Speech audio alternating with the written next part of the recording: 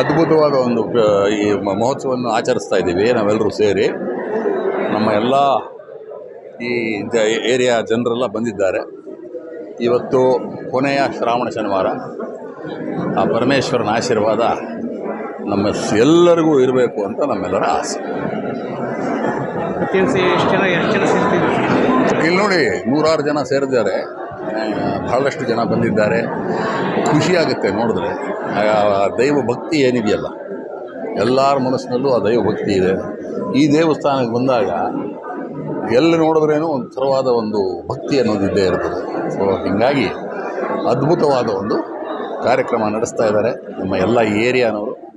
ಭಾಳ ಸಂತೋಷ ಆಗ್ತಾಯಿದೆ. ಮತ್ತು ನಮ್ಮ ವಿ ವಿ ಪುರಂನ ಈ ತಿಂಡಿ ಬೀದಿನಲ್ಲಿ ಶ್ರಾವಣ ಶನಿವಾರನೂ ಆಯಿತು. ಹಾಗೆ ನಮ್ಮ ಕೃಷ್ಣ ಜನ್ಮಾಷ್ಟಮಿ ಆಗಿದೆ ಈಗ ತಾನೇ.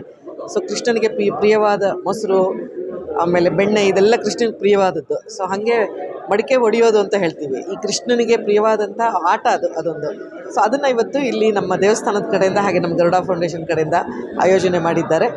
ಸೊ ಎಲ್ಲ ಭಕ್ತಾದಿಗಳು ಬಂದಿದ್ದಾರೆ. ಸೊ ಅದನ್ನು ನನಗೂ ಕುತೂಹಲ ಇದೆ ಯಾವ ಥರ ಆಗುತ್ತೆ ಅಂತ. ಎಲ್ಲ ಸೇರಿ ನೋಡೋಣ ಇವಾಗ.